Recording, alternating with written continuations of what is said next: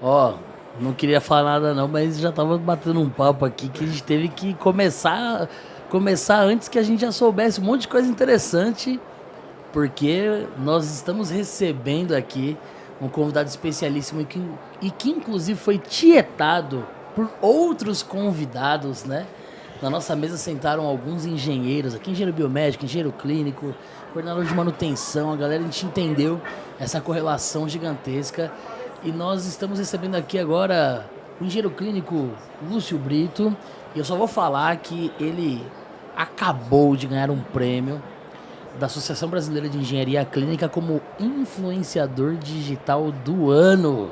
Bom, Ah, rapaz. mas assim, esse é o único prêmio que eu vou contar que ele ganhou, que ganhou aqui na Feira Hospitalar, porque os outros demais prêmios eu quero ouvir dele mesmo, porque o primeiro que ele deu uma premissa já mostrou que vem coisa boa aí, Vince. Pô, sensacional, cara. Eu escutei a aula do professor Lúcio, né, quando eu gravei. Depois eu dei uma olhada nos vídeos do canal dele. Ele fez aquele vídeo lá dos motivos para visitar o hospitalar, citou a gente no vídeo. Muito obrigado. E aí, De nada. isso já me deu um spoiler do porquê que ele ganhou esse prêmio da ABEC. Porque ele citou a gente?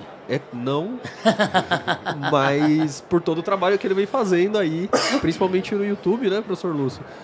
Imagino que seja por esse caminho aí que você tenha ganhado, mas aí você conta pra gente. Mas primeiro, gostaria que o professor Lúcio Brito se apresentasse pro pessoal. Se reapresentasse, porque ele já deu uma aula pra gente ontem, né? Exato. Mas vamos lá. Então, eu sou um engenheiro mecânico, formado na época, a gente chamava de Escola Federal de Engenharia de Itajubá, e saí de lá já querendo atuar na área hospitalar, não sabia muito bem o que eu ia fazer, mas fui orientado aí para o Centro de Engenharia Biomédica na Unicamp, onde eu comecei a fazer minhas disciplinas de pós-graduação. Lembro direitinho que, como mecânico, né, o SEB fica dentro da engenharia elétrica. Falei, pô, eu vou pegar uma coisa mais fácil para mim, né? Que aí eu peguei estudo quantitativo do sistema cardiovascular. Foi ler do engano, né? Ali tive que estudar em dobro, né? Mas foi o começo de carreira. E depois eu fiz engenharia de segurança do trabalho na Faculdade de Engenharia Industrial, que me deu assim ferramentas da segurança. Hoje muitas das coisas que a gente vê em segurança do paciente hoje, análise de falhas, por exemplo, né? Modos de falha, a gente já tinha estudado muito tempo isso na indústria, então, de certa forma, foi somando. E eu fiz assim, para não ser muito longo, né? Eu tenho um vídeo que eu fiz para um canal que se chama Manual do Engenheiro Biomédico, que é um canal que é tocado por uma engenheira estudante de engenharia biomédica de Uberlândia. E eu chamei de A Minha História da Engenharia Clínica no Brasil, porque eu acho que a história da engenharia clínica no Brasil é a história de cada um, é a história de todos nós. Então, Cada um constrói a sua própria história. e ao mesmo tempo a história do todo, né? Então é uma história bastante longa, mas uma coisa que foi muito importante na minha carreira foi eu fazer um curso de introdução ao controle de infecção hospitalar.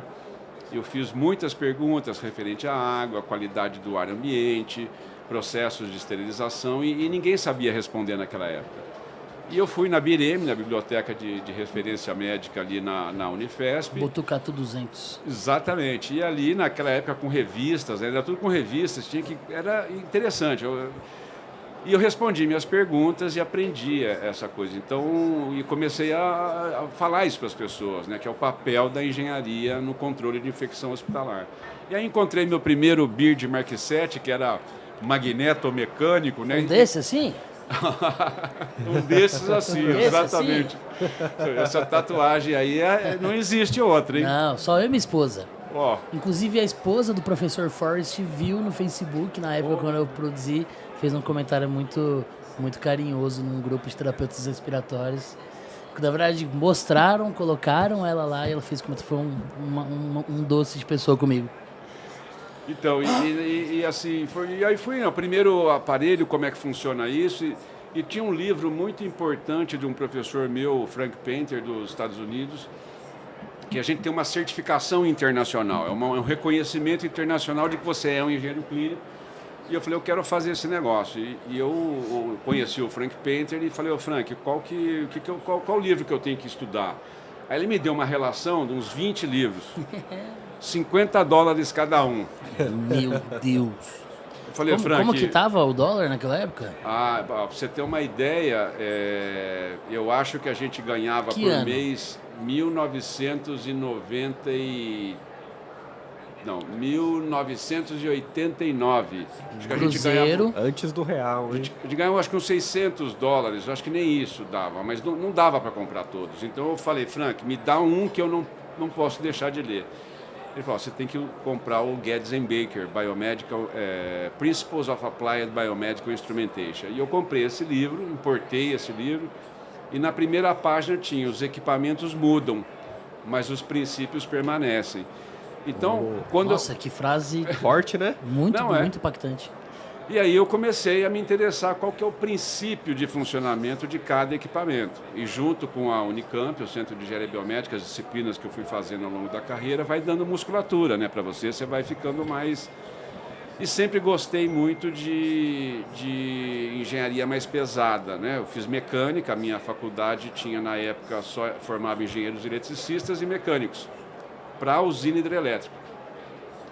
E quando eu entrei na minha faculdade em Itajubá, eu já fui para o Exército me pegou, na época era ditadura, você não podia falar, eu falei que eu não queria, né? Mas... Não adiantava.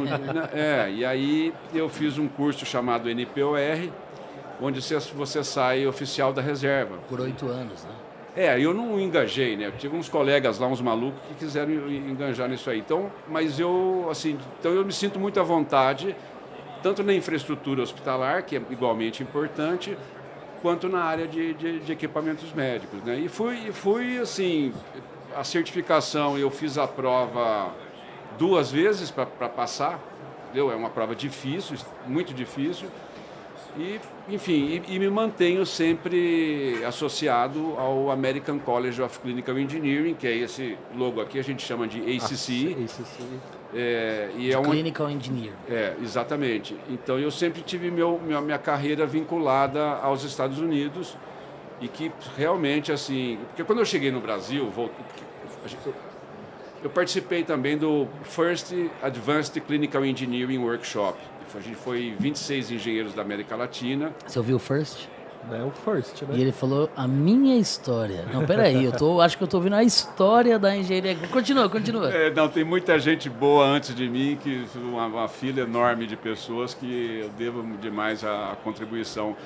Mas a gente voltou para o Brasil, 4, porque um estava na Inglaterra, outro já estava nos Estados Unidos, e eu mais 3 colegas voltamos para o Brasil. Eu falei, eu vou chegar no Brasil, vou bater nesse negócio, porque isso aqui precisa disso aqui.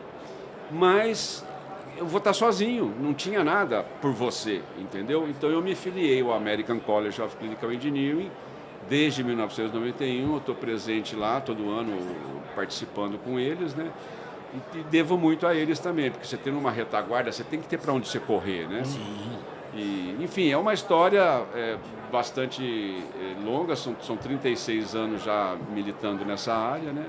E gosto muito de fazer isso, né? E falo sempre para a galera o seguinte: eu acho importante você seguir o caminho de alguém que você curte, entendeu?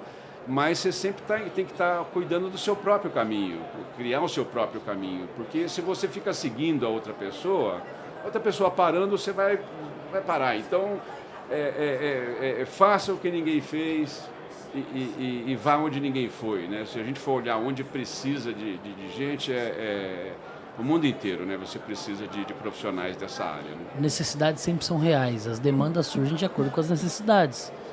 Se você seguir alguém baseado nos feitos, você simplesmente vai replicar o suprimento das demandas que aquela pessoa já replicou. Então, ter um olhar aberto para identificar novas demandas, novas necessidades, é basicamente essa inovação e essa escrita da própria história, né, professor? Eu acredito que foi isso que eu procurei sempre fazer, né? Não enjeitar serviço, né? Não ficar escolhendo muito serviço, não. Porque eu acho que se o pedido chega para você, tem alguma razão, você tem que arrumar um jeito de ajudar, né? E recentemente eu tive a oportunidade de aumentar minha experiência em nível internacional, porque uma das atividades que eu faço é consultoria para a Organização Pan-Americana da Saúde, né? E, então, esses últimos 2 anos, durante a pandemia, eu trabalhei bastante, né, em vários países aqui, oferecendo suporte para vários países, junto do grupo técnico de oxigênio que a OPAS criou, Organização Pan-Americana da Saúde. E assim, esse trabalho todo que a gente fez ontem, não sei se o pessoal está acompanhando, mas essa semana é a semana da Assembleia Mundial da Saúde. E esses 3 últimos anos de luta para levar oxigênio onde precisa, para levar o diagnóstico, a capacidade de diagnosticar doenças tratáveis pelo oxigênio, né, porque morrem milhares de pessoas no mundo inteiro por falta de diagnóstico, e quando tem diagnóstico falta o oxigênio. Então foi feito um esforço muito grande nesses últimos 3 anos, e nesse mês, se não me engano, no dia 18, o Oxygen Task Force mudou para a Global Oxygen Alliance. E vai ter um trabalho de mais 2 anos, pelo menos, para não perder esse momento desse esforço que a gente fez nos últimos 3 anos para levar o oxigênio para as pessoas. E ontem foi aprovada uma resolução, uma proposta de resolução com as diretrizes para os países membros da Organização Mundial de Saúde, o que eles devem fazer para melhorar, mudar a situação do oxigênio. Então, isso tem muito a ver com fisioterapia, né? Porque muito. Então, assim, nessa questão internacional, aí você vê que o Brasil também tem muita... Eu viajei para Amazonas, viajei para Boca do Acre, Envira, Irunepé, Carauari, lugares assim muito distantes da nossa realidade, né? E o Brasil é muito grande, a gente acha que o mundo é o Brasil, né? Então, o mundo tem um pouco do Brasil, mas não é o Brasil. E a carência é gigante. Então, eu falo para o pessoal desenvolver habilidades com línguas, espanhol, é mais fácil para a gente aprender o espanhol, o inglês, porque se você quer fazer por exemplo, engenharia clínica é mais conhecida no Brasil. Fora do Brasil, o termo é Biomedical Engineering. E aqui no Brasil, engenharia clínica é uma especialização, porque agora nós temos já curso de engenharia biomédica, eu sou professor da PUC no curso de engenharia biomédica, ministro algumas disciplinas. Inclusive, reabilitação é uma das disciplinas que eu ministro, mas eu dou um foco mais quantitativo, né? Então, tem um mar... O Ederson, meu colega, tem um mar de oportunidades que a gente procura mostrar para o pessoal, né, que precisa de gente como a gente nesse mundão aí. Né? Com certeza. O Lúcio, ele falou... mas me deixou curioso. Só deu um gostinho. Porque ele falou sobre a atuação dele nessa dificuldade de levar oxigênio até as periferias mais distantes, com realidades distintas das nossas, em toda a América Latina, junto com o OPAS. Exato. Certo? E isso foi responsável por ele conquistar um dos prêmios de feito extraordinário do American College of Clinical Engineering. E pelo pouco que ele contou, eu diria que é um dos prêmios de maior prestígio que tem por aí Prêmio nessa área. Antônio Hernandes? Exatamente. Não é por nada não, mas eu acho que esse negócio aí é top, viu? Então, eu volto a falar, não é minha história na engenharia clínica. Professor Lúcio, precisa chamar de professor. Vou dar aula de reabilitação, professor nosso. A Mariana, a primeira frase que ela falou foi assim, não, o Lúcio foi meu professor. Me deu aulas. Conta um pouquinho mais pra gente quais eram esses desafios que o mundo viveu com relação ao controle de gases, a necessidade da oxigenoterapia para a estabilização clínica dos pacientes foi uma realidade. A utilização não criteriosa do oxigênio em alguns casos, a utilização de fração inspirada de oxigênio em excesso em outros casos, enfim... Foi um dos grandes desafiadores para esse controle, obviamente a produção e o consumo desequilibrados em vista da crescente absurda.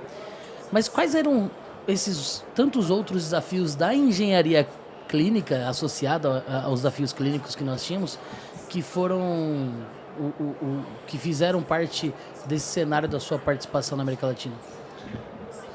Assim, o que é importante entender é que você tem a Organização Pan-Americana da Saúde, ela tem os países membros. Então, a Organização Pan-Americana da Saúde tem uma estrutura organizacional, como toda organização, e tem duas áreas, que é uma área que é o grupo de Healthcare Technology Assessment, ou avaliação de tecnologias de saúde, quer dizer, essa tecnologia em saúde tem eficácia, custo efetiva.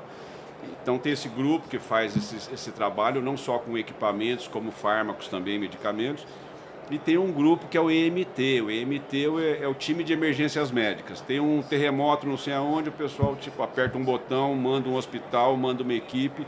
Então juntaram esses dois conhecimentos dentro da OPAS e criaram o grupo técnico de oxigênio, que é composto, nós somos um administrador, 4 engenheiros e 2 médicos. Então, os países mandam demandas via Ministério da Saúde, que vai desde especificação do equipamento, seleção de tecnologias, especificação de peças de reposição, especificação de plantas de oxigênio. Fizemos vários webinars, que a cada 15 dias tem o MT Ignite, que são webinars promovidos pela OPAS, pelo Grupo de Emergências Médicas, né? Nós produzimos as boas práticas de manufatura, de utilização de oxigênio, é um livro, recomendações sobre a adoção de plantas PSA.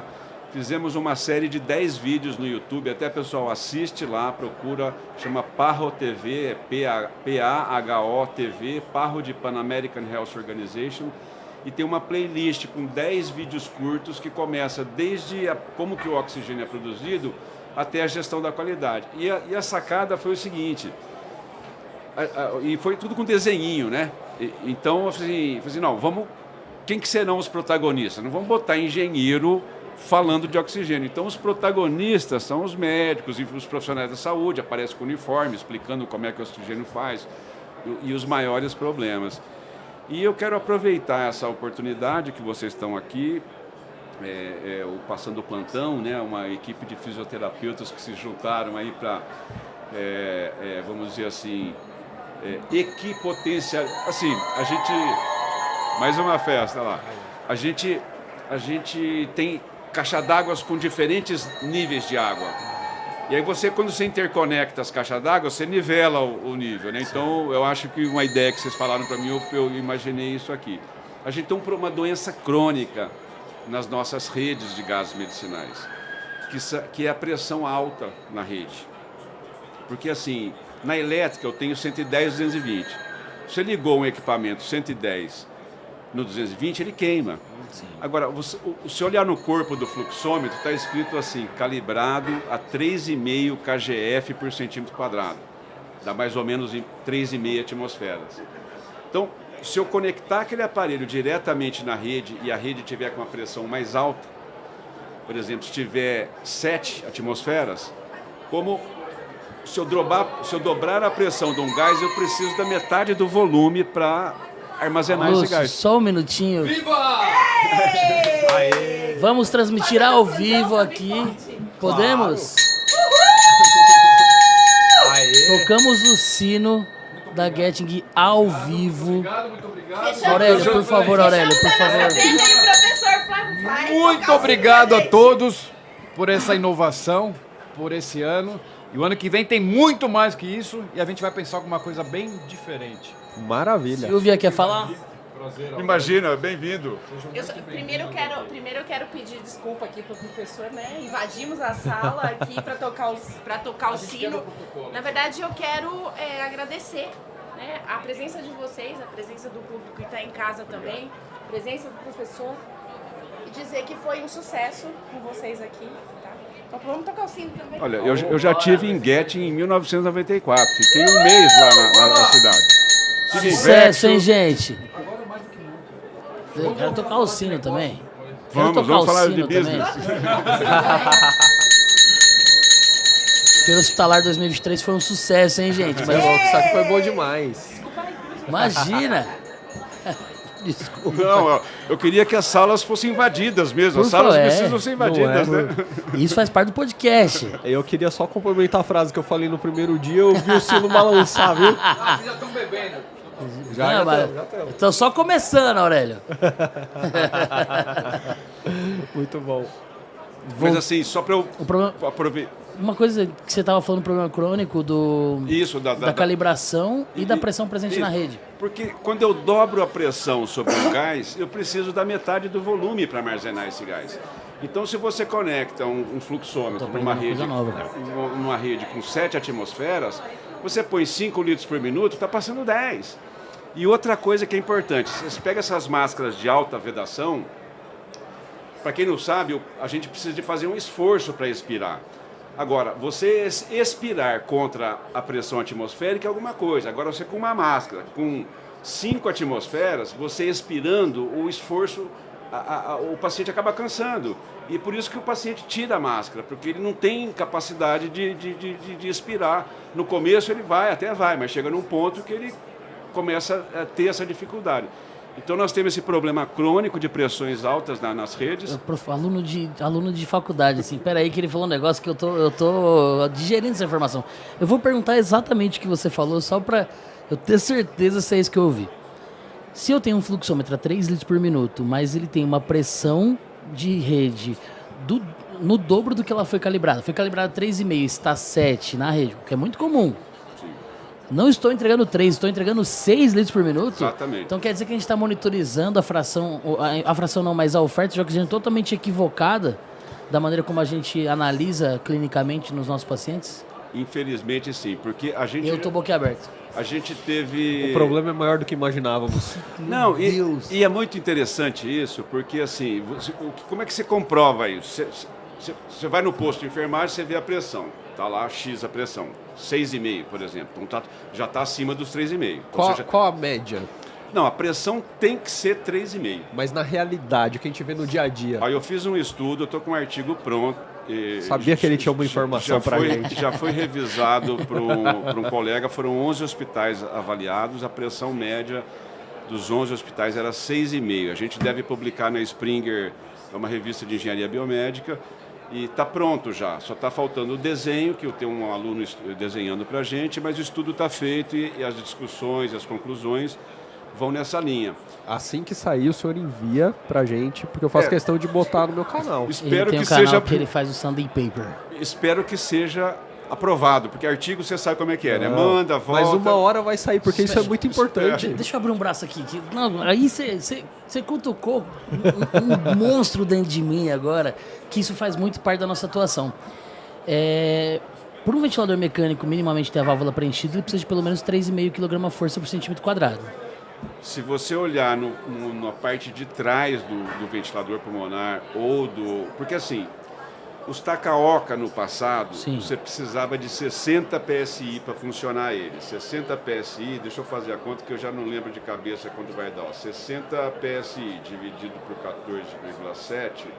Então na calculadora convencional, gente. O Takaoka precisava de 4 atmosferas para funcionar. Hoje, se você olhar nos aparelhos da feira, olha por trás, eles trabalham de 2,5, 2,8 a 6,5. Então, se eu regulo a pressão da rede em 3,5, eu atendo todos os ventiladores. E o ventilador tem um range, só o fluxômetro que é fixo. Salvo aqueles casos com uma demanda altíssima, que o volume minuto é tamanho e uma FI muito alta, que eu vou precisar, talvez, regular para ter um preenchimento de válvula que foi consumido pelo paciente. Se o fabricante declara no manual e na parte de trás dele que ele funciona de 2,5 a 6,5, não importa. Se você alimentar ele com 2,5, ele tem que dar o peak flow que você quiser, ele vai dar. Mas ele dá aquela caída na rede a hora que o ar entra. Mas aí a rede é que é ruim. Porque a rede não atende a demanda. Gente, eu tô travado aqui. Porque assim, a resistência das vias aéreas da rede é que é alta. Que não suporta. São redes muito finas. Porque se eu tô dentro do que o aparelho tá me pedindo, mesmo com 100% de oxigênio, o ponteiro do oxigênio deveria permanecer parado. Gente, vai mudar minha aula inteira. Vai mudar minha aula inteira de funcionamento da máquina. Não, assim, é como elétrica. O problema é que o fluxômetro não queima. Se ele explodisse, o pessoal ia prestar atenção. Mas tivemos um relato aqui nessa mesa do do fluxômetro que a bolinha explodiu. vazou o vidro do fluxômetro. Sim, aí é Eu tenho medo de pressão. Qual a pressão que tava na rede? Imagina. Não, é a pressão. Sim, ou às vezes o corpo dele não estava rosqueado, enfim, tem tem que investigar o acidente, que é uma das coisas que a gente da engenharia clínica, junto com os profissionais, também faz. Mas Por que não tem 3.000 pessoas assistindo a gente aqui agora? Porque essas informações, elas mudam nossa rotina, gente. Sim, e por isso que vocês são extremamente importantes. Tem que, assim, e o problema é que isso, na verdade, isso não é uma área que os engenheiros clínicos não lhes gustam essa área que é de infraestrutura. Sim. E eu, da minha época, eu aprendi a infraestrutura, entendeu? Não adianta, para mim, o hospital como um todo é o maior equipamento que existe. Então, eu gosto de trabalhar nas duas áreas, entendeu? Então, isso é muito natural para mim, eu ver uma pressão de uma rede alta. Ou seja, os hospitais do Brasil são hipertensos com relação ao oxigênio. É muito bom. E você viaja aqui pela América Latina... Você viaja pela América Latina, você vê que a pressão é 50 PSI, porque eles seguem a norma americana, que é a NFPA 99. 50 PSI. E alguns países, como por exemplo Dominica, que é colônia inglesa, ex-colônia inglesa, Trinidad e Tobago, Antigua e Barbuda, por exemplo, eles são ex-colônia inglesas. E os ingleses trabalham com 60 PSI na rede. Então, os fluxômetros desses países de origem inglesa são calibrados para 4 atmosferas e os fluxômetros que seguem o padrão americano para 50 PSI ou 3,5. Não gasta mais gás se você usa uma pressão acima? O dobro. O consumo, o gasto, o proporcional. desequilíbrio financeiro. Agora você imagina eu avaliando hospitais durante a pandemia do pico da escassez de oxigênio, Acabando o oxigênio em algumas vendo a cidades. pressão alta, falando para a galera e não caiu a ficha, infelizmente. Então a gente chegou aí, um colega meu, o que foi junto comigo, o engenheiro Ricardo Reis, colega das antigas, a gente foi nesse time, o Eli, o Bruno Ribeiro. Fomos 2 engenheiros, um tecnólogo e um técnico para fazer essa resposta, né? E a gente viu que não ia dar, não caiu a ficha. Então nós fomos para a área da assistência. E a gente levava o oxímetro, botava o oxímetro no dedo do paciente e íamos diminuindo o oxigênio e a saturação não mudava. Então, assim, o familiar acha que mais oxigênio é melhor e não é necessariamente. Então, se eu não consigo baixar a pressão da rede, saiba que aquela escala de 0 a 15 não é mais verdadeira. Agora, eu tenho 2 perguntas. O problema dos nossos hospitais serem hipertensos é um problema de manutenção errada da rede, uma manutenção que não está acontecendo, ou é proposital justamente para ocupar menos espaço e isso talvez diminuir custos com o tamanho do espaço que eu preciso para guardar esse oxigênio? Eu acho que primeiro é um desconhecimento do tema, porque assim, a gente tem um fascínio pela segurança elétrica que são super seguros os equipamentos eletricamente, só eu tenho 36 anos que vi a evolução tecnológica. Um ECG, no começo da minha carreira, você tinha que calibrar amplitude, amortecimento, temperatura do estilete. Você não calibra mais nada. É só colocar e fazer. E o pessoal está vendendo calibração de equipamento que não descalibra e o hospital comprando. Enquanto manômetros de alarme, válvulas reguladoras de pressão, ninguém calibra isso e deveria calibrar. Então, assim, existe primeiro um desconhecimento. Tem estudo que mostra que algumas válvulas reguladoras nem são de fato, nem mostram de fato a pressão que elas estão... Meus alunos ali, a galera da PUC aí, Gente, parabéns. ele é um gênio. Ele é um gênio. Mentira, eu só sou um cara esforçado. Só. Olha lá, o professor dela. Gente, vem aqui atrás para mandar um oi pra galera aqui, ó. Aparece aqui com a gente aqui, ó. Os alunos do professor Lúcio. Galera da PUC. Dá um tchau pro pessoal aí, ó. Olha lá, ó. Agora é nosso. Agora é o professor de todo mundo. Agora Pessoal é do nosso. 3º ano, esse. Me empresta. Beleza. Semana que vem tem aula, viu? Mas eu volto. Tem prova, viu? Exatamente, é Tem prova prova mesmo. do conteúdo que foi discutido no podcast. E eu fiz uma pergunta agora, segunda. Se a gente sabe que as nossas redes têm uma pressão acima do normal, que é quase o dobro, a solução é a gente tentar consertar a rede ou mudar os nossos fluxômetros? Não, a solução mais racional é você conhecer sua rede, tá certo? Uma rede bem projetada, ela deve sustentar os 3,5 e não deve ter a queda de pressão quando dá aquele fluxo, não deve ter a queda de pressão. Então, a primeira coisa é ter consciência, porque assim, quem deveria ser quem é o responsável por esse negócio? Farmácia. Oxigênio é fármaco, beleza? Se eu compro 10, tem que ter 10 prescrito. O prescrito tem que ser igual ao comprado. Sim. E como tem uma oferta de oxigênio muito grande, igual água, né? Ninguém está nem aí com o negócio.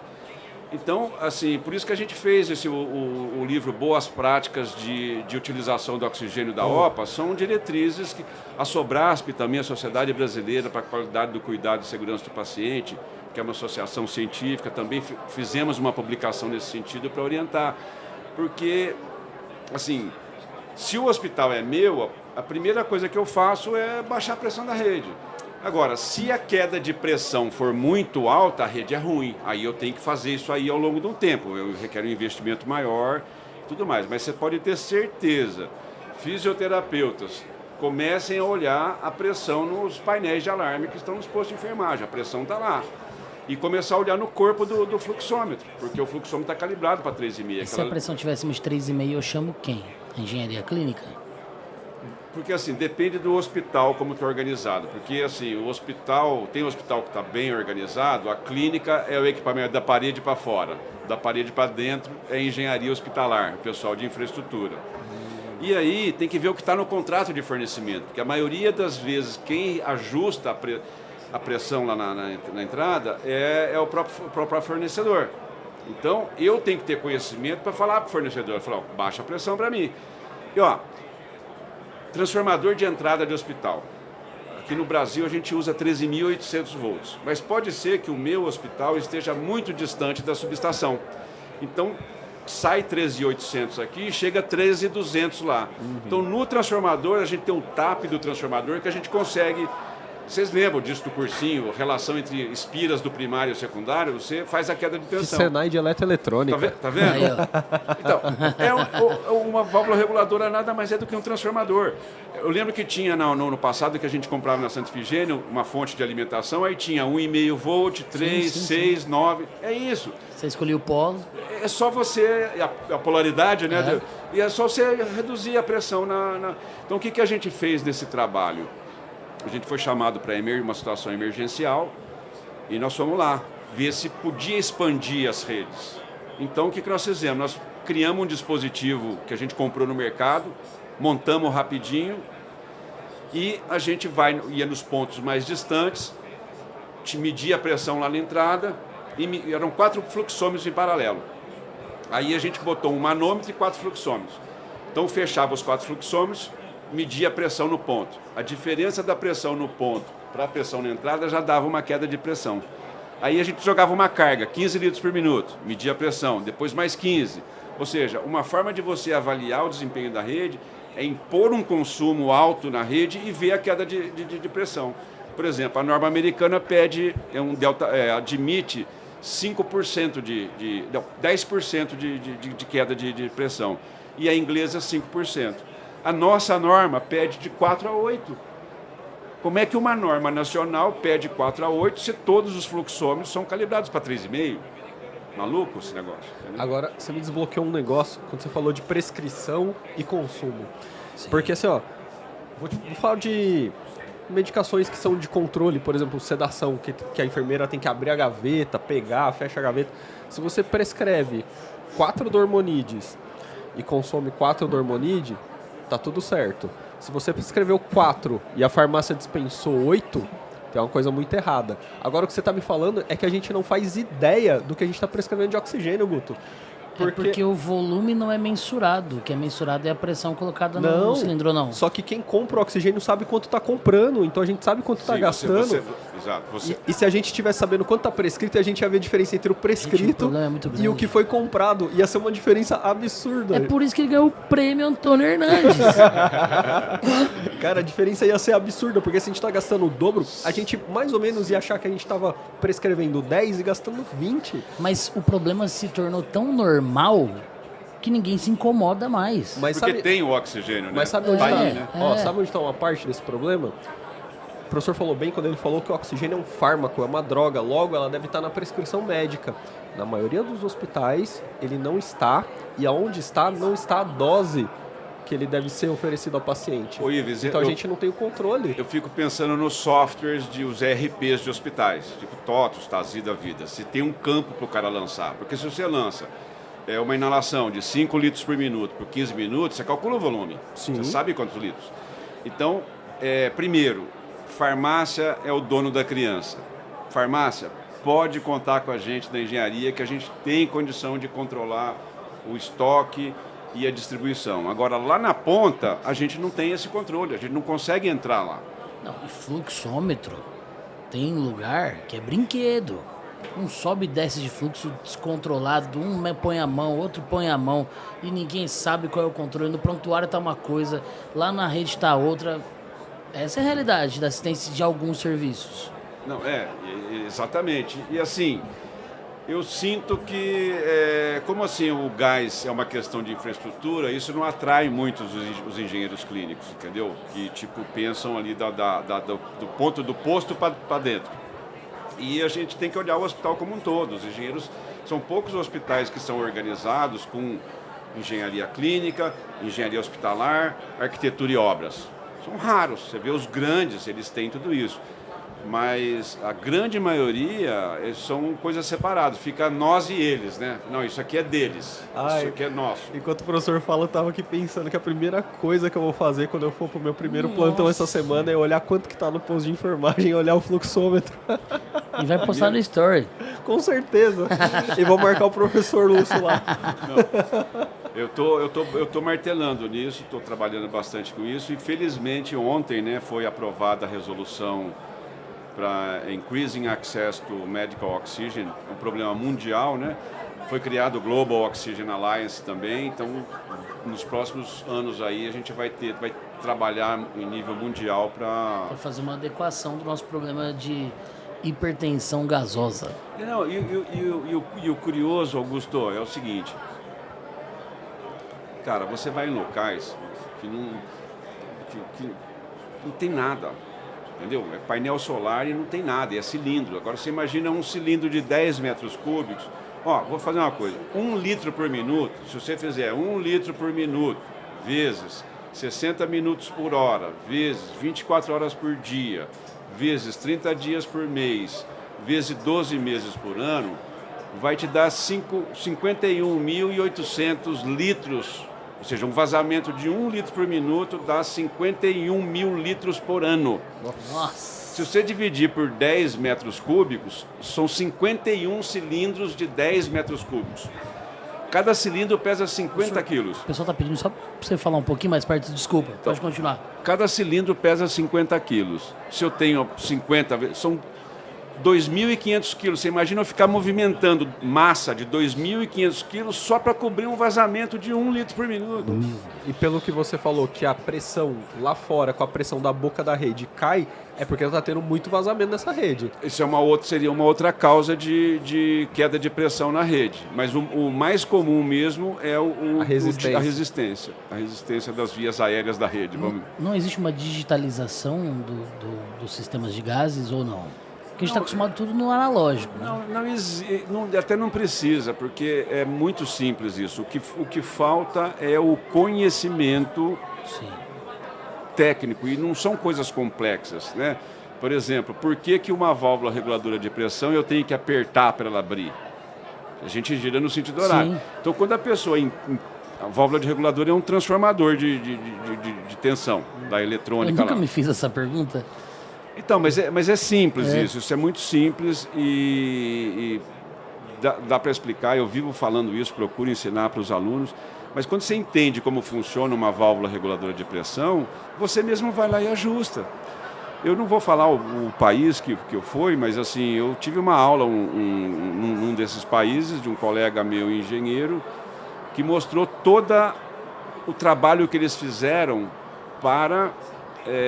quando acontecia a queda de pressão na rede, porque o consumo aumentou, caía a pressão.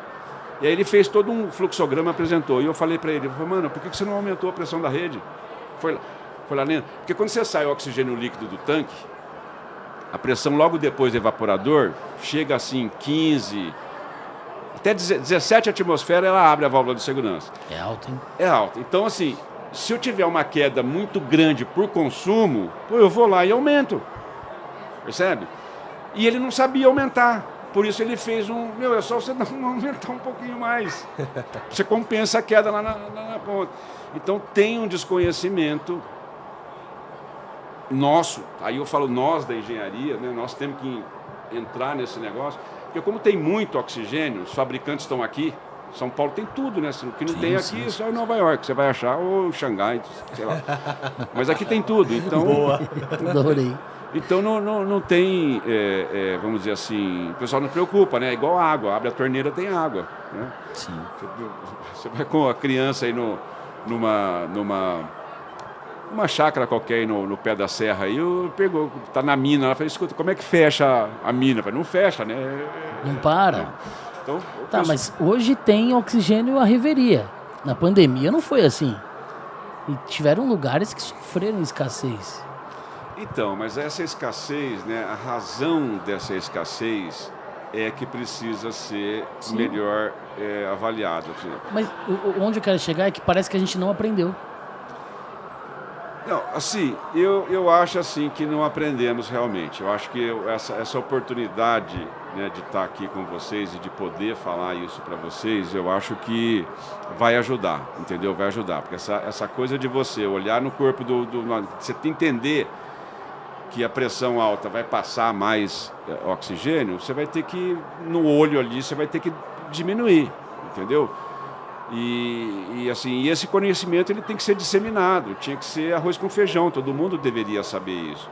E eu acho que começa, eu não sei exatamente, mas a impressão que eu tenho, essa impressão, tá? Não é uma coisa oficial, vamos dizer, é que eu compro oxigênio tão barato e vendo ele tão caro, que você diminuiu o custo em 10% para mim e fala, não vale esforço, deixa assim, está muito bom. Então tem Tanto que faz, ver, tanto fez. Né? tem que ver. Agora, em hospital público, a coisa é diferente, é dinheiro público, entendeu? Então, a gente vê que a deficiência, a gente tem vários colegas no serviço público aí que são verdadeiros heróis, cuidando de equipamento médico, cuidando de infraestrutura. Então a gente precisa de ter um olhar dessa coisa da engenharia. Não vou nem falar em engenharia. Sim, sim. Eu tinha um aluno que se formou no ITA, numa pós-graduação. O sobrenome dele é Ferro Roston. Esqueci o primeiro nome. Isso na USP. E aí ele se formou, a gente contratou ele. E ele era mais velho que eu na época, e ele sabia que eu gostava muito de engenharia clínica. Ele falava assim, Lúcio, depois de eu ter feito o curso, já estava aposentado, tinha experiência, eu acho que o hospital não precisa de engenharia clínica. Se o hospital tiver só uma engenharia, já resolve. Eu, não, Ciro Ferro, lembrei. Não, Ciro, a engenharia clínica é isso, a engenharia clínica... Passou o tempo, você fala, o Ciro tinha...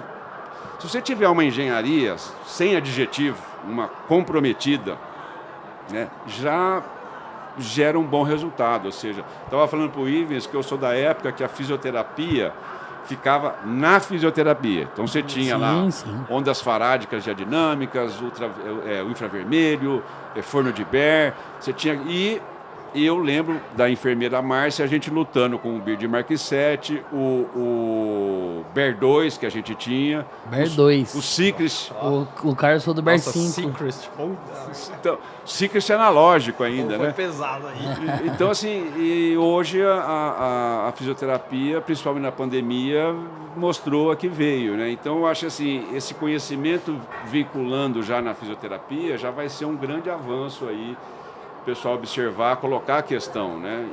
Porque a questão da grana é que eu acho isso. Às vezes o cara compra tão barato e vende tão caro que, tem problema. Assim, Lúcio, sabe qual é a sensação de você aprender uma coisa e você fala assim, cara, eu aprendi uma mentira e eu acreditei nela por tanto tempo. Eu tô com essa sensação, ela tá muito forte. Me enganaram muito. Era tudo uma mentira. Não é uma frustração, muito pelo contrário. é aquela sensação de desatar nós que começam a entrar numa cascata de raciocínios, uma coisa, mas fala, faz sentido. Eu tô com essa sensação assim gigantesca.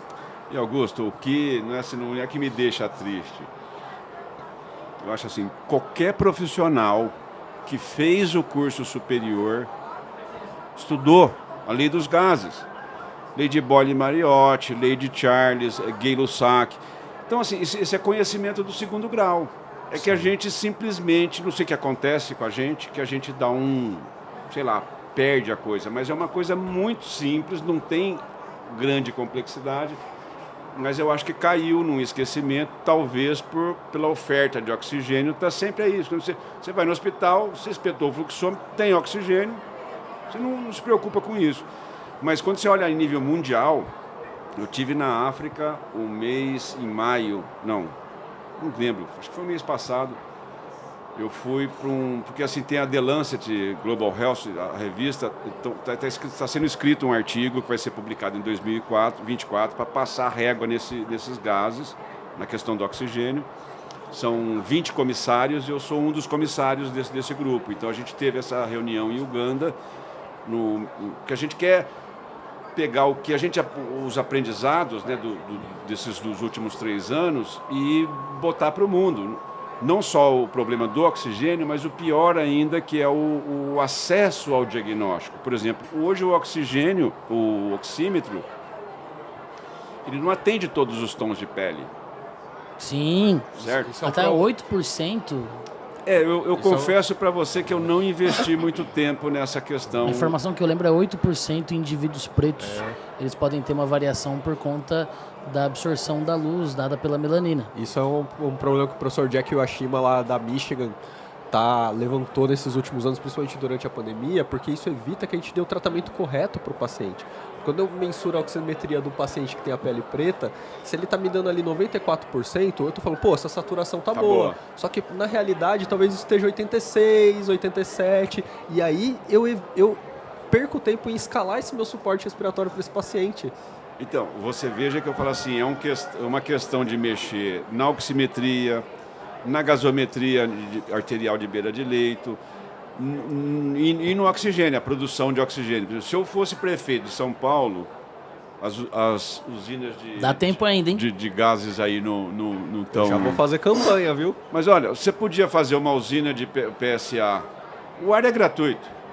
A mesma eletricidade que eu uso para produzir o líquido, eu uso para produzir o gasoso. Então você faz uma na região norte, sul, leste e oeste, uma grande usina para abastecer pelo menos o sistema público. E aqueles pacientes que precisam de um FiO2 acima de 96%, que é o que a PSA consegue dar, arruma uma solução. Mas eu falo assim, tecnologicamente a gente tem soluções. Então a gente precisa de conhecer os problemas e fazer militância política. E, infelizmente, as pessoas tentam fazer a gente acreditar, não, política não se discute. Lógico que se discute. Se você não discute política de saúde, para onde que nós vamos? A política é justamente discutir as coisas. É isso que a gente chama de política. O ato político é isso. Os problemas e encontrar soluções para eles. Mas existe aquele mote, né? Política não se discute. Então, aquela barreira de não se discute futebol, política e religião.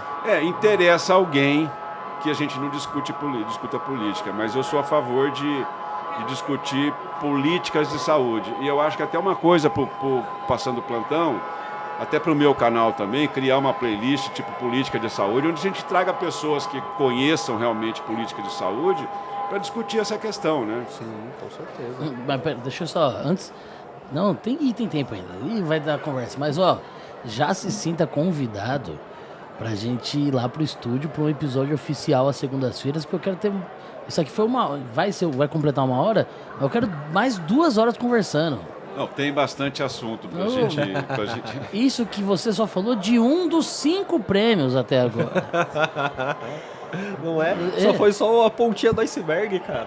Não, se um dos 5 prêmios já me deixou assim, se ele começar a contar os outros 4, vai positivar meu QRS, meu ST, perdão. Cara, é que são assuntos tão fundamentais que quando você vai desenrolando esse assunto, vai trazendo muito pano pra manga, cara. Porque, pelo amor de Deus, o oxigênio é das coisas mais básicas que a gente tem no hospital. E como a gente acabou de discutir aqui, parece que é uma das que são utilizadas da pior forma. Não, e ele é transversal totalmente, ele impacta, porque a administração fala sobre ele, compras fala sobre ele, a engenharia fala sobre ele no armazenamento e distribuição, a farmácia fala sobre ele e os profissionais da ponta, todos eles. Então é um medicamento que, para ele ser... Eu não sei se vocês estão acostumados com o pessoal de ATS, de avaliação de tecnologias de saúde. A gente tem duas definições importantes sobre o que é eficácia tecnológica em saúde e o que é efetividade tecnológica. Então, assim, eficácia tecnológica é a medida do benefício de um medicamento, de uma tecnologia, em condição ideal de uso. Então, eu vou testar um ventilador, eu estou com o melhor médico, o melhor paciente, paciente correto, o melhor físio, melhor enfermeiro, está tudo em condição ideal. Então, 100% dos pacientes que necessitam daquela tecnologia são curados, beleza? Beleza. Agora, quando eu boto essa tecnologia em condição real de uso, vamos pegar um medicamento. O paciente tem que tomar o remédio de 8 em 8 horas, ele toma de 6 em 6, de 12 em 12, esquece de tomar. Então, aquilo que é eficaz em condição ideal, ele deixa de ser... ele perde eficácia, ou seja, o termo é efetividade. Então, quando eu falo efetividade disso, é condição real. Eficácia disso é condição ideal. E quando eu tenho duas tecnologias que são igualmente eficazes, igualmente efetivas, o genérico, por exemplo, o mais eficiente é o mais barato. Então, eu falo assim, essas coisas, a gente precisa de discutir essas coisas com relação ao oxigênio. Porque eu posso dizer o seguinte, que do ponto de vista de eficiência, ele é muito mal utilizado. Porque se você tem a pressão da rede alta, você está despendendo mais, você pode até, com certeza você está gastando mais oxigênio, mas qual que é o impacto daquela dose aumentada sobre o paciente? Então são coisas que a gente ainda tem muito que aprender e estudar. Né? Ô Guto, acabei de chegar numa máximo num catéter nasal de O2 não é 5, 6 litros não. É menos? É muito mais. Não, você falou no máximo, peraí, né? Mas eu tô falando Porque de tolerância do paciente. Porque a gente tá dando 5 e tá saindo 10... Não, mas a gente tem que pensar em que local que foi feita essa medida que limitou. Não foi essa medida do Brasil. Não, pô. eu tô falando da vida real. Ah, do que a gente tá percebe. dando 10 e não tá tendo problema. Não, ele falando, aí eu parei pra Eu pensar. só tô juntando informações e chegando Então, à conclusão mas se você final. pegar naquela... Como é que chama mesmo? Fugiu o nome agora, neonatal. Você pegar um paciente neonatal e você dá uma overdose dessa aí, Sim. A gente sabe que tem... Eu esqueci o nome. Ah, A sim. isolete. Não, é retinopatia. A retinopatia do oxigênio. Isso, do recém-nascido. Sim. Então, assim, no paciente maior, talvez a overdose de oxigênio não... É que o IMI se refere ao fluxo de tolerância da narina. Que a gente percebe que o paciente ele começa a se incomodar quando ele está ali nos 4, 5, até 6 litros por minuto. Ele já fala que já está doendo, que está ressecando. Eu vou te explicar isso aí, rapidamente. Eu vou transcender de novo, vamos lá. Não, assim... quando você... Porque a cânula nasal, ela tem o pediátrico, neonatal e adulto. Então tem um diâmetro. No diâmetro você tem uma área da seção transversal.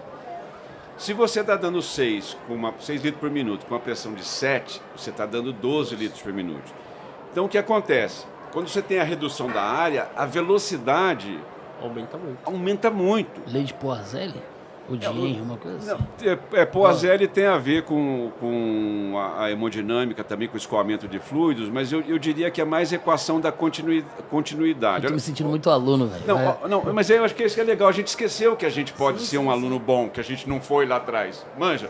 Porque hoje os interesses são outros. Exato. Como é que você vai ensinar lei dos gases para um moleque de 16 anos que quer jogar bola, entendeu? Não dá. Tem que ensinar ele a encher a bola. Agora, hoje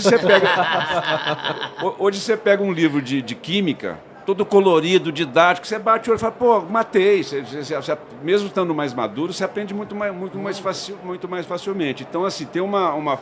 Olha só, isso a gente aplica no ar-condicionado. Eu tenho uma... como é que eu sei quantos metros cúbicos por hora de ar está passando numa boca? Porque a gente tem normas para isso. Então eu pego um anemômetro e meço a velocidade. A minha velocidade a gente mede em metros por hora. Pego a área da boca, que é em metros quadrados, metro por hora vezes metro quadrado, conserva a base, somos expoentes, dá metro cúbico por hora, dá vazão. Então vazão é a área vezes velocidade. Como você tem litros por minuto, você tem a área, a velocidade é altíssima. E aí tem uma pressão, a gente tem pressão estática, que é uma pressão, Marcelo, Marcelo Carazato, colega das antigas, tecnólogo em sistema biomédico, engenheiro eletricista e especialista em engenharia clínica, o colegão das antigas. Amigo mesmo. Sabe o currículo todinho, pô. Não, eu sei de uma galera, eu acompanho a turma. Você tem que dar crédito para a turma. Mas a gente, por exemplo, eu brinco com o pessoal, falo assim, estou na beira de um abismo, o que acontece comigo se eu der um passo? Só que eu já dou um passo para trás. Porque o passo requer para onde? Para frente, para trás, então é uma grandeza vetorial. Então a gente tem a pressão estática, que é igual em todas as direções, e a gente tem uma pressão que chama pressão dinâmica, que ela depende do quadrado da velocidade. Então você pega um fluxo de 6 litros por minuto, que está com uma pressão mais alta, numa área A, com a velocidade V, e a pressão que o paciente sente, ela varia com o quadrado da velocidade. Então, machuca mesmo. Muito mais desconfortável. Muito mais desconfortável. Então, Eu não vou fazer mais física, não. Eu vou fazer engenharia. Ô, Lúcio, e isso é engraçado, porque Eu queria estudar física. a gente sempre explica para os convidados engenheiros que o pessoal da área da saúde foi para a saúde para fugir das exatas, né? Mas não O esqueça. pessoal da área da saúde não gosta de matemática, física, essas coisas. E a gente foge um pouco dessa regra porque a gente sempre gostou de física. Então a gente gosta de discutir essas coisas porque... Opa, Saúde. chegou aqui, Falando ó. aí, cara. Por falar em física, Dinâmica dos fluidos aqui, ó. aí atrás, ó. Mas, Augusto, eu recomendo, já que você está falando, vou fazer mais uma faculdade, etc. Eu acho que pós-graduação serve para isso, entendeu? Acho que você Complementar. Mas assim, nesse caso nosso de falando, porque a gente acabou dando um foco mais em gases, né? E assim, você pegar um livro eu sempre falo para os caras interessados, compra o volume 1, 2 e 3 de matemática, 1, 2 e 3 de física, do colégio. Se você pegar lei dos gases ali, tá tudo ali. Agora, Poiseuille, Bernoulli, esses caras complicam um pouco mais. Sim, Eu acho que pode ser até que vale a pena, mas Mas a gente usa no dia a dia. usa. Venturi, por exemplo. Máscara de Venturi, pô. Sim, sim. Né? Que da hora. Não sei se você sabe, mas as autoclaves, elas precisam de vácuo. Por que precisa de vácuo? Para remover o ar da câmara. Se você não remover o ar da câmara, o vapor não penetra profundamente na carga. Então, a primeira etapa do ciclo de esterilização é o condicionamento da carga. Elas são configuráveis. Em geral, aqui no Brasil, a gente usa 3 pulsos de vácuo. No primeiro pulso, você tira 90% do ar existente. No segundo pulso, você tira 90% do ar residual que tinha ficado. Os outros 10. Exato. E aí, 3 pulsos. Então você tira 99,9% em 3 pulsos. Então tem máquinas que usam vácuo com bomba de vácuo e tem máquinas que usam vácuo com Venturi. Você usa água, O Arrasta. com fluxo da água arrasta o ar. Exatamente. Então, Então, que eu pariu, velho. você percebe que Eu vou fazer de novo. Depois o povo não... Depois, ô Lúcio, o povo posta assim no Instagram. Quem disse que era da saúde não tem matemática? Aí estão posta uma conta... Não, É, aí não, posta é. uma conta de mais e multiplicação. Gente, isso nem é matemática. Eu gosto isso aí é o tanto básico. disso. A gente pode se aprofundar e não precisa se jogar de cabeça na física e na matemática. Isso vai facilitar a nossa vida. Por exemplo, ventilador mecânico é física pura. Pressão, fluxo, volume. Pô, pura física, né? Eu falo que nós somos fisioterapeutas não convencionais porque a gente gosta disso em um nível que é um pouco diferenciado em relação ao que é a média da profissão.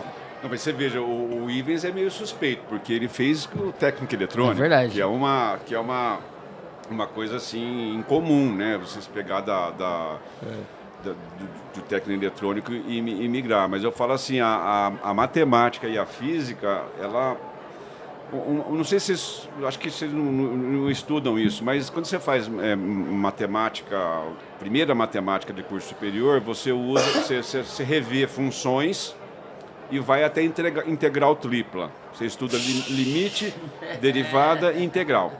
E quando você tem uma função e você integra uma função de um ponto até outro, o que a gente calcula? A área abaixo da curva. Tá? Só para você entender. Então, aí você pega, por exemplo, aí você chega... Só pra você entender, eu tô assim, eu não entendi mais não. Não, mas tudo bem, então vamos lá. Você tem uma curva... Complacência e resistência na ventilação mecânica é a área de baixo da curva. Então, Beleza, assim... então eu entendi. Tá, então assim, você tem uma área... Aí você pega, né? Meu, Você não, vamos dizer assim, um tanto sacana, né? Você vira para o profissional da assistência e fala assim, olha, tô vendo ali a pressão arterial média, eu faço aqui pressão sistólica mais a sistólica por 2, não dá o mesmo valor. E não dá o mesmo valor. Porque não é essa média. Porque, na verdade, aí o profissional responde, não, você tem que pegar a pressão, multiplicar por... pega uma formuleta. Porque, na verdade, o que está fazendo... Você pega o ciclo, calcula a área, ou seja, é a pressão que divide essa área à metade. Por isso que não é a média aritmética entre a sistólica e a diastólica. Então, assim, não tem como escapar disso. Né? E aí a gente tem esse interesse, vamos dizer assim, não, eu não gosto de matemática, eu vou fazer medicina, vou fazer biológicas. Entendeu? E não tem nada a ver. A matemática te pega lá na frente. Na prática, isso aí resulta entre decorar ou entender algo. Sim. Porque você pode decorar a fórmula e você vai conseguir fazer. Vai também. Mas se você entender, além de você conseguir chegar no valor, você consegue aplicar aquilo no seu dia a dia com muito mais eficácia ou eficiência. E segurança, né? Eu falo segurança para você tomar decisão. Você vai saber se comportar quando aquilo estiver diferente do que é o normal. E eu acho assim, Augusto, o pessoal não pensa muito bem isso, mas a pós-graduação ela vem para isso, né? Qualquer graduado tem direito de estudar numa escola pública o que ele quiser. Ele só tem que mandar um papo reto certo lá para o professor que vai jogar ele para dentro, né? Então... Adorei a simplificação do processo agora. Mas eu lembro do meu querido professor Bassani, que me admitiu na José Wilson Magalhães Bassani, que me admitiu no SEB, né?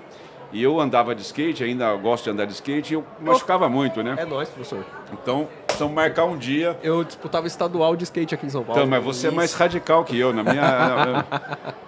e assim, pô, às vezes eu vou na pista, né? Você bota o skate na borda, vai dropar, o pessoal fala, nossa, o velho vai se matar. Mas assim, então eu machucava muito, engessava e eu queria fazer um aparelho para fazer fisioterapia do tendão, né? Vamos dizer. E aí eu fui com essa ideia e falei pro professor que eu queria também contribuir com a humanidade e tal. Ele falou, é o seguinte, vou te deixar estudar aqui, mas esse papo de contribuir com a humanidade não rola, né? Mas me jogou para dentro, entendeu? Aí você tem que estudar lá e se defender, né? Porque o bicho pega, né? Se defender literalmente, né? É. Caraca, velho. Eu não acredito. Queria 8 horas conversando com ele. Meu, muito bom, muito bom. Ô, professor, você tá com 2 pins aí? Um é da ACE, ACC, e o outro é qual? Esse é o da Beclean, que eu tenho um desse da Beclean, mas eu não achei para vir na feira, né? Porque eu vinha receber o prêmio. Aí o meu colega, o engenheiro Fernando Meira, que vive lá no Rio Grande do Sul, me cedeu gentilmente esse pino. Agora eu vim aqui hoje, acabei trazendo aqui. E eu tenho um PIN também que é da International Certification Commission, porque uma coisa que foi muito desafiador na minha vida foi fazer a certificação internacional. Não é um direito, eu precisava de alguém que me validasse, entendeu? Então é uma prova, 3 horas e meia de prova, 50 questões de engenharia, 50 de engenharia clínica e 50 de ciências médicas. 3 horas e meia. Aí você passa nessa prova. É uma prova com 11 questões escritas, você tem que acertar pelo menos 6.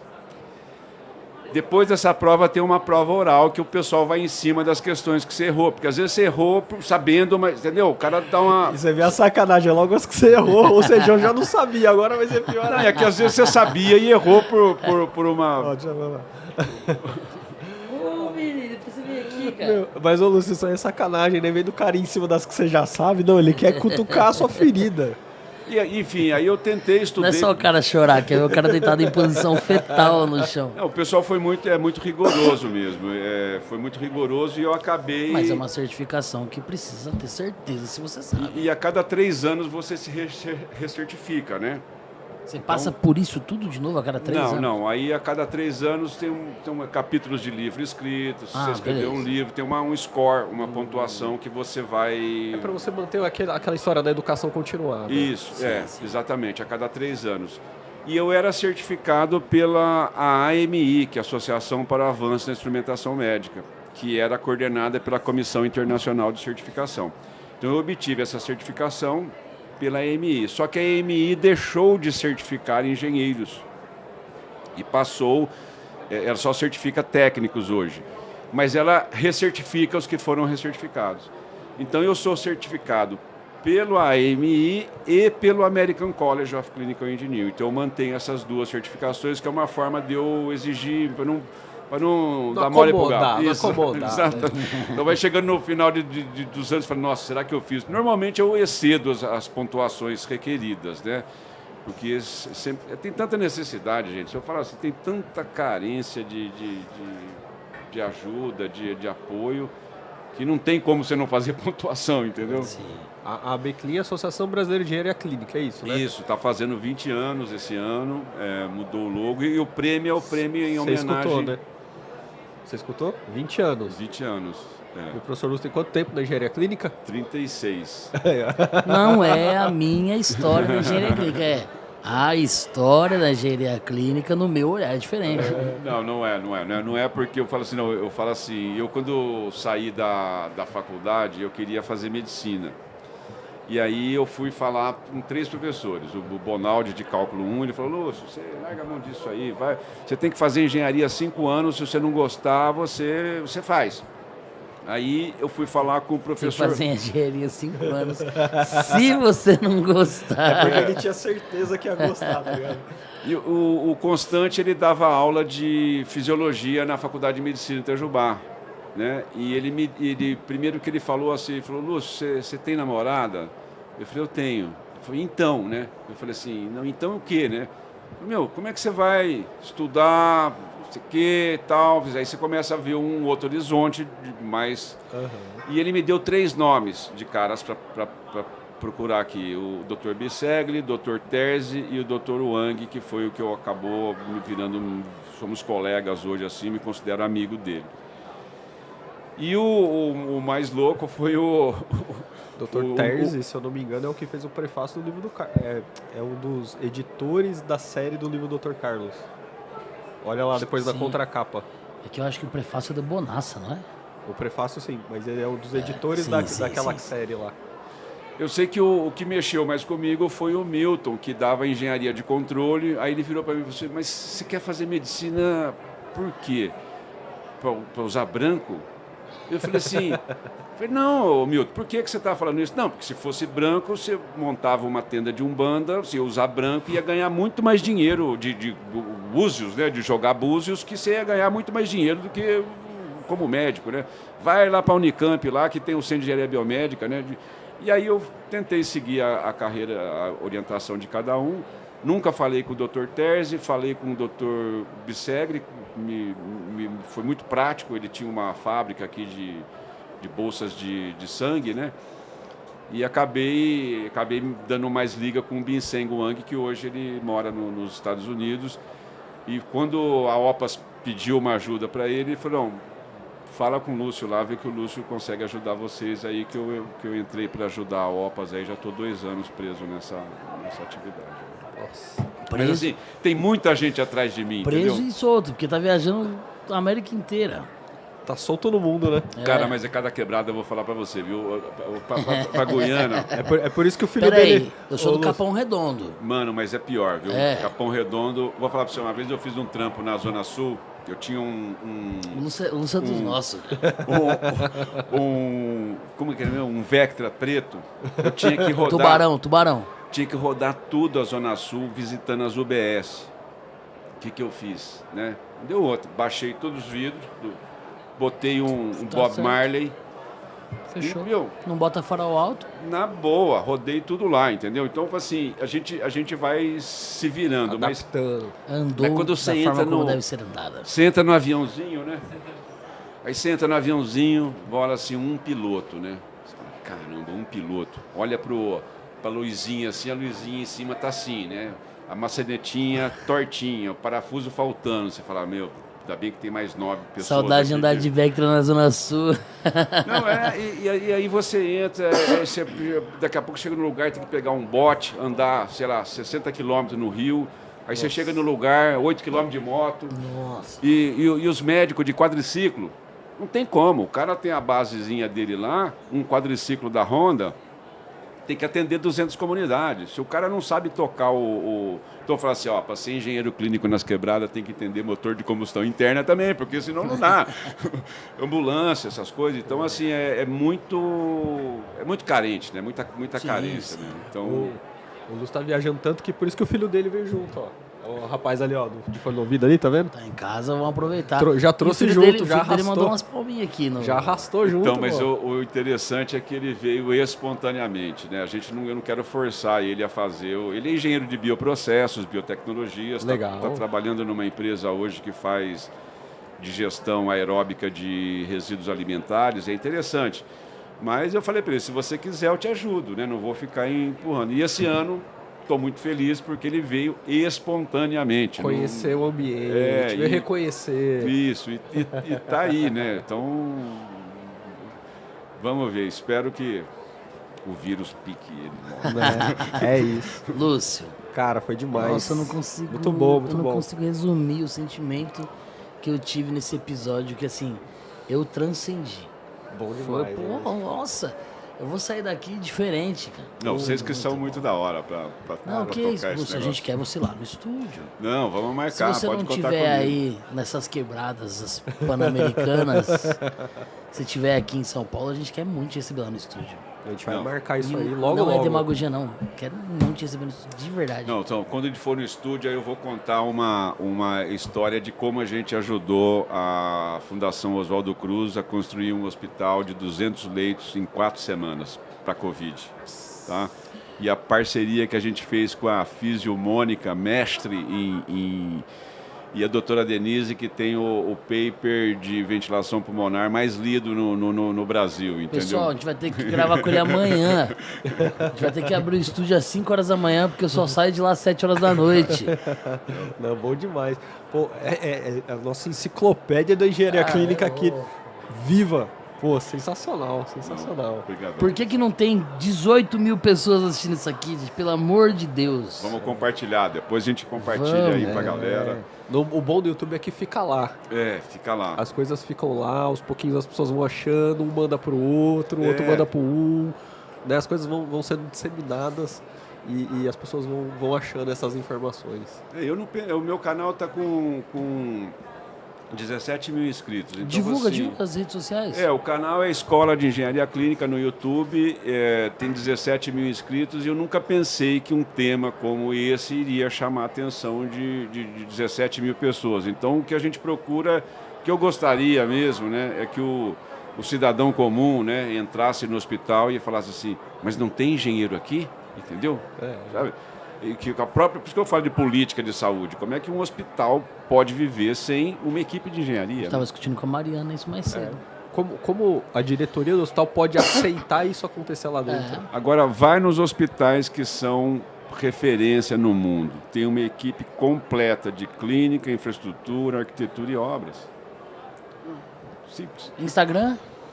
Instagram, a gente tem lá um Instagram que é @engenharia clínica. Então, @engenharia clínica e @engenheira clínica. Engenheira Clínica da Mariana Mariana. Mendão, exatamente. Mariana. Eu marquei o senhor no Flávio Magalhães. Não, eu tenho o meu lá que eu fiz o... Mas esse é o seu. Eu fiz o meu, porque... Aí às vezes eu via lá, curtindo as coisas da família, eu falei, caramba, isso aqui é da empresa, né? E aí eu criei um para eu não sou bom Instagram user. Mas eu não Não sabia desse acredito daí. que você é o influenciador do ano da Associação Brasileira de Engenharia Clínica. Mas se você for ver o conteúdo, a quantidade ali é zero. Mas a qualidade... Bom, vamos ver. É que o influencer ele tá em todas as redes, não importa qual. Estamos tentando aí O que eu gostaria também é de começar a gravar ali vídeos em inglês, porque tem uma comunidade também que precisa disso, em espanhol também. Eu gravei o meu primeiro vídeo em inglês uns 2 semanas atrás. Dá certo também, né? Legal. Mas preciso de praticar, preciso de tempo, né? Faz um favor, professor. Eu vou tentar aqui, mas depois eu quero que o senhor fale com o seu inglês fluente, que deve ser muito melhor que o meu. Porque eu fiquei sabendo que o pessoal da Getting lá dos Estados Unidos acompanhou a live esses dias e adorou. Sim.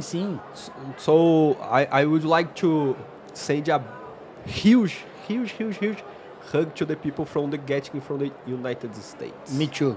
É só o que eu sei falar. Me too. Agora o professor vai falar com o inglês bom. Normally they don't understand the hug.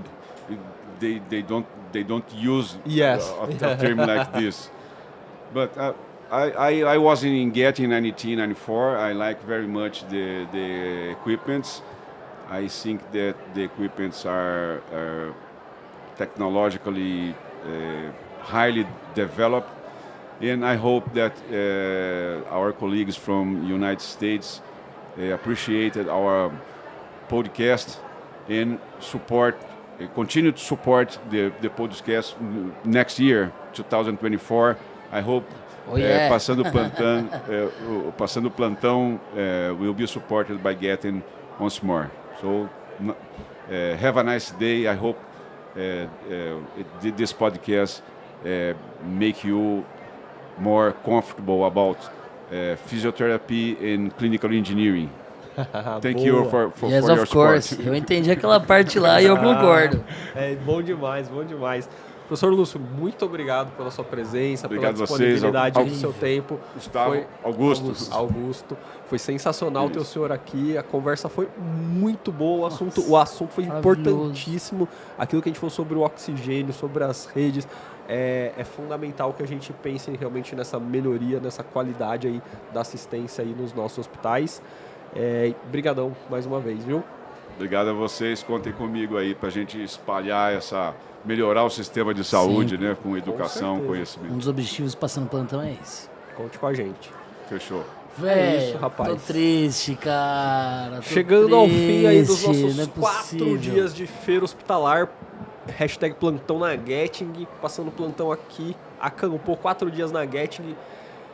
Foram quase 30 horas aí de conteúdo ao vivo nesses 4 dias. É isso aí. Queria agradecer novamente aí todo o pessoal da Getting pelo suporte, pelo apoio, por acreditar aí no Passando Plantão desde o primeiro momento que eu dei a ideia pro nosso amigo Denis Sakurai, que também é fisioterapeuta, que hoje está aí na parte da gestão, né, da Getting já. Ele acreditou, abraçou a ideia, levou pro pessoal da Getting e o povo prontamente atendeu aí a gente. Inacreditável, senhor Augusto. Tô emocionado. Porra. Tô. Passando o Plantão surgiu em agosto de 2022. E nesses poucos meses, a gente tá só no coração da feira hospitalar. Dentro do stand da Getting, num dos espaços mais nobres dessa feira. Cara, nunca imaginei, mano. Loucura isso aqui, né? Essa é a feira que eu mais amo, assim, sabe? Foram 28 horas de uma experiência, assim. Não vai sair, mano. Deixa a lágrima sair, bota esse sentimento pra fora. Obrigado, galera, que acompanhou aí, foi. Grande abraço, meu amigo. É isso, bicho. Isso aqui que o Guto tá botando pra fora é o cara que vem na feira hospitalar já há muitos anos. Ele vem quase todos os dias quando ele pode. E o sentimento é esse, de em vez de só estar aqui participando, conhecendo, fazendo parte efetivamente da feira, e simplesmente uma das maiores empresas que a gente tem aqui na feira hospitalar, no Brasil e aí no mundo, né? Que é a Getting. Galera, obrigado. Quero agradecer, a lista é gigante, sim. Quero agradecer a Getting, que tornou isso possível. O metro quadrado disso aqui é muito caro. Nós estamos aqui em 9 metros quadrados, que não paga nem meu apartamento, rapaz. Quero agradecer toda a equipe que estruturou isso com a gente desde janeiro, que tornou isso possível. A todo mundo que aceitou estar aqui com a gente. Vou utilizar o Lúcio aqui para agradecer. Foi gente pra caramba. Mais de 30, 40 pessoas passaram para conversar com a gente. Quero agradecer o Estúdios Voz, toda a equipe que permaneceu com a gente aqui. O Danilão tá com a gente, o Igor, o Marcião, o Abner, todo mundo que passou. E agradecer o Ivens, cara. 8 meses. Quase uma gestação já, hein, O pessoal Gutinho? passava aqui, interagia. E uma coisa que era um sonho se tornou uma realidade gigantesca. E é por isso que eu não aguentei, eu tô emocionado porque passei uns perrengues essa semana aí, ninguém sabe. Mas concluímos o trabalho, só o começo de um trabalho gigantesco. Aproveitar. Mas a gente sabe que a gente conseguiu contribuir de uma maneira além do que nós esperávamos Foi com a área da muito, saúde. foi muito além do que a gente esperava, desde a criação do Passando Pelo Podcast até aqui, esse evento na feira, foi muito além do que a gente podia imaginar. Aproveitar, agradecer a Bia, agradecer a Amanda, que estão sempre por trás aí, dando Te amo, suporte. amor. Boa recuperação aí Tá para se recuperando, um pra primeiro pós-operatório. senhora Amanda. Agradecer a Alessa, que esteve aí hoje também ajudando a gente aí. É Tô tirando isso, foto pô. chorando, Né? virou bagunça. Vai virar figurinha no WhatsApp agora, vai virar figurinha no WhatsApp, né? Obrigado, isso. gente, obrigado. Então, a gente gostaria de agradecer vocês também que acompanharam a gente. Um abraço especial para a Veridiana, que esteve aqui com a gente os 4 Do dias. primeiro ao último dia, do começo ao fim. A Letícia também, que também ficou firme aqui com a gente esses dias. Ex-aluna minha. Boa. Né? A Sheila, que teve inclusive ontem presencialmente aqui, né? Tirou foto com a gente aí. Ó, a Nélia agradecendo. A Karen falando que acompanhei vocês. Não sou convidada, mas também sou corintiana. Pô, até no chat aí não dá. Aí eu paro cara. de chorar na hora, Pô. eu choro de tristeza, pô. Parabenizando a gente pelo trabalho. A gente queria agradecer muito vocês que acompanharam a gente. Pedir aí, né, para vocês continuarem compartilhando, curtindo as nossas coisas, pra gente poder estar presente em mais eventos, levar aí o Passando Plantão para outros lugares. Nós somos fisioterapeutas, a gente está sempre delegando aí a favor da fisioterapia, mas a área da saúde como um todo precisa desse arranque. Eu vou arriscar falar aqui que as melhores conversas que a gente teve foi com os engenheiros clínicos, porque foram de insights super importantes para dentro da área da saúde, de coisas assim que a gente... aquela coisa que você fala assim, não imaginaria que a gente chegaria nesse ponto que a gente chegou. Então, a gente precisa disso, levar todo mundo junto, porque todo mundo junto vai muito mais longe. Queria fazer um agradecimento especial Faça. à minha esposa Amanda, que tá no primeiro pós-operatório aí, mas tá bem, Ah lá, foi Agostinho, estético, foi... Dá um oi pra foto ali, ó. Peraí que eu tô de lado aqui. Porque a ideia desse podcast, quando ela surgiu, a Amanda me deu todo o apoio, todo o suporte necessário para que a gente prosseguisse. Foi ela que agitou meu coração, falou, mano, vamos fazer, vamos convidar. E a gente criou coragem de convidar o Ives aceitou de imediato. Então ela é parte fundamental dessa construção junto com o Ives, junto com a Bia, nós 4 aí. Bia ficou os 4 dias com a gente, correndo de um lado pro outro, se lascando, sem comer, sem fazer nada. Sem comer não, porque aqui tem comida pra caramba. Não, sem comer não ficou não. Mas sem descansar e é isso, gente. Porra. Agradecer muito vocês. Ó, a Nélia falou aqui que ela é de Vilhena, Rondônia. E parte Maravilha. dessa proposta foi levar ao hospitalar para quem não pode estar aqui. Porque todo mundo comenta, muita gente vem do Nordeste, vem do Norte, do Sul, para estar aqui nesses 4 dias, mas muita gente não pode estar. Então a gente tentou levar um pouquinho do que é esse clima do hospitalar, tá dentro de um stand, ver a movimentação, os equipamentos, as pessoas que circulam. E acho que eu cumprimos um pouquinho aí do que a gente propôs. Superou todas as expectativas. Então é isso. De parabéns. Muito, muito obrigado. E vindo do professor Lúcio, você é louco, o cara multipremiado, bicho. Pô, isso aí vale muito. Vale muito. Então, Gutão, parabéns aí, meu amigo. Plantões Obrigado. passados. Exatamente. É aquela. Sabe quando você dá aquele plantão de fim de semana? Quinta, sexta, sábado, domingo? Foi aquele plantãozão de fim de semana, 12 horas por dia. Foi quase isso. Então é isso. Olha, Ó. Vem aqui. vem aqui. Deixa eu. Ele que é o culpado, não? Ver se eu consigo. Só vem aqui Ele foi o pra primeiro gente. contato. Esse menino aqui. E aí, tudo bom, Denis? Beleza? Qual que a gente tá? Tá na central, Dani? Bota no Põe meio. na central aqui só pra ver Essa se o daqui, ó. Denis aparece. Que eu queria agradecer esse cara aqui de novo. Porque eu já agradeci ele lá no stand, mas vou agradecer aqui enquanto a gente faz esse fechamento. Já falou aqui agora há pouco. Porque ele foi o cara que eu falei, Denis, eu tenho uma ideia, posso falar com você um pouquinho? E aí eu mandei a braba pra ele e falei assim, vamos botar o podcast dentro da Getting no Hospitalar? E ele já levou a ideia, já abraçou todo mundo, abraçou a gente e botou isso aí pra frente. Queria te agradecer novamente por toda essa ajuda e por todo o suporte que você deu aí pra gente todos esses dias, cara. Obrigadão mesmo. Imagina, também gostaria de agradecer. Acho que foi uma honra tê-los aqui com a gente também. Agitou muito o ambiente. Acho que deu pra ver, todo mundo curtiu, todo mundo participou. Eu acho que a energia que vocês passaram também foi super importante pra gente também, né? Então acho que a gente tem que fazer mais parcerias, né? E agradecer todo o empenho, comprometimento também com a atividade. Eu vi o esforço de vocês no dia a dia também, acho que é bonito de ver, bonito de ver. Obrigado, então, cara. da nossa parte, Getting, falando como Getting, né? Não só como Denis, mas como Getting, o pessoal lá, todo mundo como Getting também, em nome da Getting, agradecer, parabenizar pela ideia. Eu acho que uma inovação, acho que foi, a gente conversou sobre isso, né? Acho que primeiro podcast diretamente aqui do Hospitalar, marcou história. Então, só tenho que agradecer e parabenizar. Parabéns Valeu. aí, Ivens, Bia, Guto. E obrigado também a todos os participantes, né? Que fizeram também com que... Nossa, só engrandeceu aí o podcast. Obrigado, Valeu, aí, cara. pessoal. Valeu, mano. Valeu, obrigado. Pergunta, bateu a meta? Bateu uma meta. Então bateu eu uma balancei o meta. sino. É isso, Quantos velho. sinos vocês ouviram tocar, hein? Pô, Não, eu também a gente toquei balançou o sino aqui na mesa hoje. O sino veio até aqui. Sensacional. Muito bom. Então, cara, Ó, pessoal, é isso. pessoal, rapidinho aqui, só para remediar essa extensão. Se vocês têm um sonho de produzir um podcast, assim como nós tivemos um dia, esse sonho ele é possível e você precisa de uma estrutura para isso. A estrutura é cara, velho. E é possível você fazer isso locando aí, utilizando equipes qualificadas que têm profissionais, estruturas. Então, é um agradecimento especial aí aos estúdios Voz, que fazem parte aí da realização desde o episódio -1, Desde foi o o nosso início. episódio piloto, Desde o início. desde o começo sempre dos estúdios Voz, desde o começo com a gente aí com muita qualidade, com muito empenho e que tiveram com a gente aí todas essas 28 horas presentes na Feira Hospitalar. Obrigado, rapaziada. Valeu, brigadão, galera. Sem vocês, nada disso seria transmitido, literalmente. Eu chorei, não aguentei. Vocês estão me zoando lá fora, né? Tá bom.